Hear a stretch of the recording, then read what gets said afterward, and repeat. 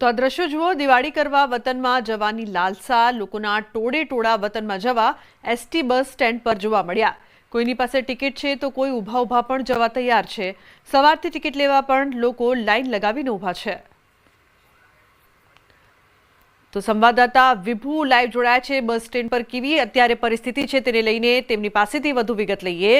વિભુ, જે પ્રકારથી ST bus સ્ટેન્ડના જે દ્રશ્યો અહીંયા સામે આવી રહ્યા છે, મોટી સંખ્યામાં લોકો જોવા મળી રહ્યા છે, કેવી વ્યવસ્થા છે, કેવો માહોલ, શું વધુ વિગત?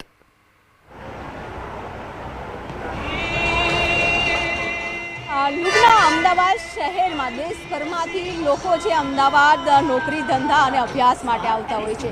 હવે દિવાળીનો તહેવાર શરૂ થઈ ગયો છે અને તહેવાર પોતાના પરિવાર માટે કરવા જવા માટે અત્યારે બસ સ્ટેશન ઉપર આપ જોઈ શકો છો કે આ ભીડ છે તે જોવા મળી રહી છે। છેલ્લા 1 વીકથી આ ભીડ છે તે યથાવત જોવા મળી રહી છે। છેલ્લે લોકો પોતાના નોકરી ધંધા અને અભ્યાસનું કામકાજ પૂર્ણ કરીને હવે વતન તરફ જઈ રહ્યા છે અને વતન તરફ જવા માટે અત્યારે ભારે ભીડ સાથે એસટી નિગમ દ્વારા વિશેષ વ્યવસ્થા કરવામાં આવી છે। 2600 જેટલી બસો એક્સ્ટ્રા સંચાલન થઈ રહ્યું છે, તેમાંથી અમદાવાદમાંથી પણ 200 જેટલી વધારે બસોનું સંચાલન છે તે કરવામાં આવી રહ્યું છે। સાથે જ આ વખત જે બેનિફિટ છે કે લોકોએ દોડાદોડી નથી કરવી પડતી, કારણ કે તે લોકો ઓનલાઈન જ વધારે પડતું બુકિંગ છે તે કરી લીધું છે અને આ ઓનલાઈન બુકિંગ કરવાના કારણે લોકોને જ્યારે પણ બસ આવે છે ત્યારે જ ત્યાં નજીક જવું પડે છે। પહેલાં એ સિસ્ટમ નહોતી અને તેના કારણે લોકો ધક્કામુક્કી કરતા, જે વિન્ડો છે એમાંથી કૂદી જતા હતા, રૂમાલો રાખી દેતા હતા, બેગને અંદર ફેંકી દેતા હતા, પરંતુ અત્યારે વિશેષ વ્યવસ્થાને કારણે આ દ્રશ્યો છે તે જોવા નથી મળતા। તમામ લોકો સમયસર પહોંચી જાય તે માટેની એક વ્યવસ્થા છે તે કરવામાં આવી છે। સાથે જ અત્યારે જે લોકો જઈ રહ્યા છે તેમનો સાથે અંકલ ક્યાં જઈ રહ્યા છે? મેઘરાજ પંચાલ ગામ જઈ રહ્યા છે પૂરા ફેમિલી સાથે?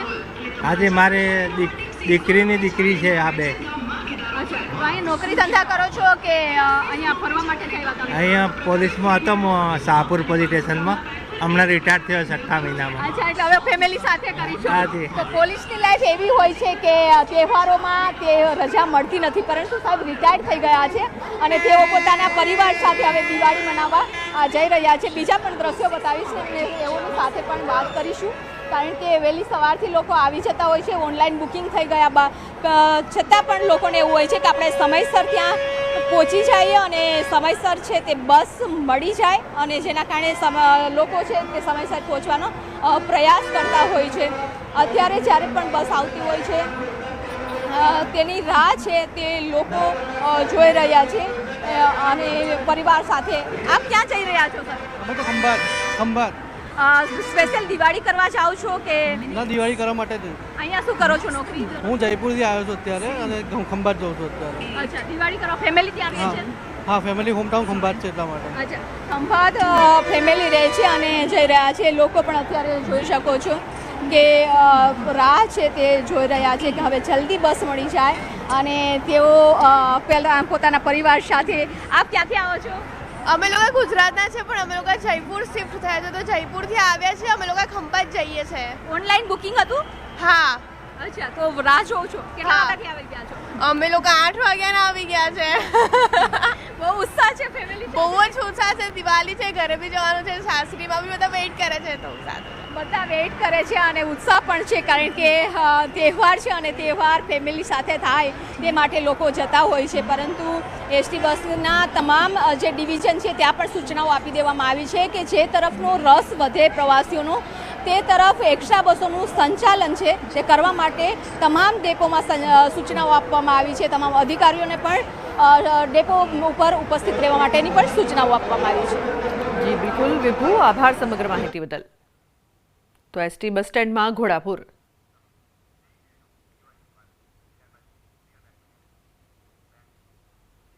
સમાચારમાં આગળ વાત કરીશું દિવાળીની।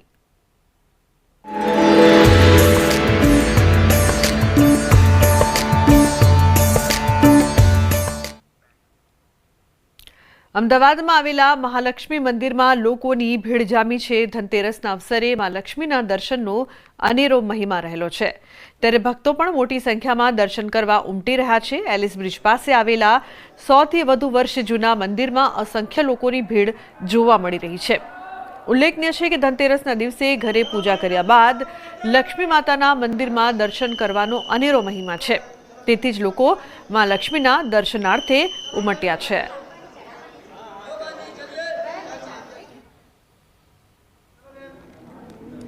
અવસર ધનતેરસનો હોય, દિવાળીનો હોય કે નવા વર્ષનો હોય, મહાલક્ષ્મી મંદિરમાં અસંખ્ય લોકો છે મહાલક્ષ્મીને શીશ ઝુકાવે છે અને મનોકામના માંગે છે કે આવનારું વર્ષ તેમની માટે કલ્યાણકારી રહે. અત્યારે હું અમદાવાદના રિવરફ્રન્ટ ખાતે આવેલા મહાલક્ષ્મી મંદિરમાં છું અને અહીં મહાલક્ષ્મી મંદિરનું જે સ્વરૂપ છે તેને જોવા માટે અસંખ્ય સંખ્યામાં આપ જોઈ શકો છો કે અહીં લોકો જોવા મળી રહ્યા છે. ટ્રસ્ટીજી, મને જણાવશો કે જે પ્રકારે અહીં મહાત્મય છે મહાલક્ષ્મીનું, ધનતેરસનો અવસર હોય, નવા વર્ષનો અવસર હોય, ચોક્કસ અહીં લોકો દર્શન કરતા હોય છે, તેની પાછળનું કારણ શું છે? કેવી રીતે લોકોની મનોકામના છે એ પૂર્ણ થાય છે? હવે ધનતેરસ એટલે ધનની પૂજા, લક્ષ્મીની પૂજા, ધન્વંતરી ભગવાનની પૂજા અને કુબેર ભંડારીની પૂજા. અને આ દિવસે એવું કહેવાય છે કે જે શ્રીયંત્ર છે તે શ્રીયંત્રની પણ પૂજા થાય છે. તેની પૂજા કરીને અને એને સિદ્ધ કરવામાં આવે છે. લોકો પોતાનું જે યંત્ર હોય જો અહીંયા આપી દે છે તો એની પૂજા કરીને એમને પાછું આપવામાં આવે છે અને અમારી પાસે પણ લોકો લે છે તો એમને પણ અમે આપીએ છીએ. માતાજીના જે વિષ્ણુપ્રિયા સ્વરૂપ છે તેના દર્શન કરવા માટે લોકો છે અહીં ખાસ આવતા હોય છે. દિવાળીનો અવસર હોય, નવા વર્ષનો અવસર હોય, અહીં માતાજીના દર્શન કરીને લોકો છે પોતાની મનોકામના માંગતા હોય છે. કેમેરા પર્સન શૈનિક મહેતા સાથે દીપિકા ખુમાર, ન્યૂઝ 18 ગુજરાતી, અમદાવાદ. વાઇબ્રેટ સારું રહે છે કે દર્શન કરીએ તો એમ લાગે છે કે ના દર્શન થયા સાક્ષાત માતાજીના. ધનની તો આપણે પૂજા કરીને આવીએ એટલે દર્શન કરવા આવીએ છીએ. અમે 15 વર્ષથી અહીંયા હર દિવાળીએ દર્શન કરવા આવીએ છીએ અને માતાજીનો સાક્ષાત સ્વરૂપ છે એટલે એમનું દર્શન કરીને આપણને બધાને બહુ આનંદ થાય છે અને મનની શાંતિ મળે છે. ખૂબ સરસ અનુભવ થાય છે કારણ કે વર્ષો જૂનું મંદિર છે માનું અને લગભગ હું દર શુક્રવારે આવું છું માતાજીના દર્શન કરવા માટે, પણ ખૂબ સરસ અનુભૂતિ થાય છે માના દર્શન કરીને. રાજકોટના રેસકોર્સ માધવરાવ સિંધિયા ગ્રાઉન્ડ ખાતે દિવાળી પર્વની ભાવભેર ઉજવણી કરવામાં આવી છે. દિવાળી કાર્નિવલ અંતર્ગત આતિશબાજીનું આયોજન કરાયું હતું. આતિશબાજી જોવા મોટી સંખ્યામાં રાજકોટવાસીઓ ઉમટ્યા હતા. રંગબેરંગી ફટાકડાઓથી આકાશ જાણે કે દીપી ઉઠ્યું હોય તે પ્રકારના દ્રશ્યો જોવા મળ્યા હતા. આકાશમાં જાણે કે રંગબેરંગી ફટાકડાઓથી રંગોળી કરવામાં આવી હોય તે પ્રકારના દ્રશ્યો જોઈ લોકો મોહિત થઈ ગયા હતા.